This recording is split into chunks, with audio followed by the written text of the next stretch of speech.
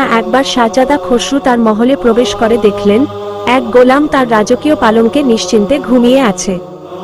এই দৃশ্য দেখে শাহজাদা রাগে অগ্নিশর্মা হয়ে গেলেন। তিনি চিৎকার করে বললেন, রে গোলামের বাচ্চা, তোর এত বড় সাহস যে তুই শাহজাদার পালঙ্কে শোয়ার দুঃসাহস দেখাস? তুই গোলাম হয়ে এই রাজকীয় পালঙ্কে শুনলি কি করে? প্রচণ্ড চিৎকারে গোলামের ঘুম ভেঙে গেল।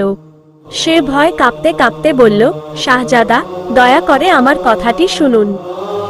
আমি গত রাত থেকে ভীষণ অসুস্থ। আপনার ঘর পরিষ্কার করতে এসে হঠাৎ মাথা ঘুরে আমি এই পালঙ্কের ওপর পড়ে যাই। তারপর আমার আর কোনো হুঁশ ছিল না। আপনার চিৎকারে মাত্র আমার জ্ঞান ফিরল, কিন্তু রাগান্বিত শাহজাদা কোনো অজুহাত শুনতে চাইলেন না। তিনি একটি লোহার বেত নিয়ে গোলামকে সজোরে আঘাত করতে শুরু করলেন। একে একে 20টি বেতের ঘা গোলামের পিঠে পড়ল। কিন্তু আশ্চর্যের বিষয় হলো, এত মার খেয়েও গোলামটি যন্ত্রণায় কান্নাকাটি না করে উল্টো উচ্চস্বরে হাসতে শুরু করল। শাহজাদা অবাক হয়ে জিজ্ঞেস করলেন, তোর কি মাথা খারাপ হয়ে গেছে? এত মার খাওয়ার পর তুই হাসছিস কেন?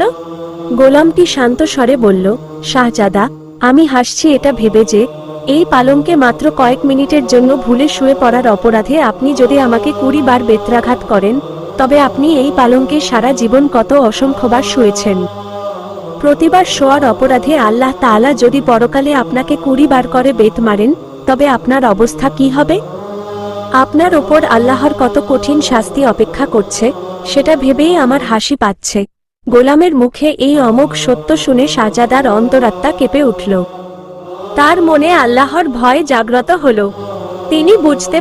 তিনি বুঝতে পারলেন দুনিয়ার ক্ষমতা আর বিলাসিতা ক্ষণস্থায়ী। পরে ক্ষমা চাইলেন।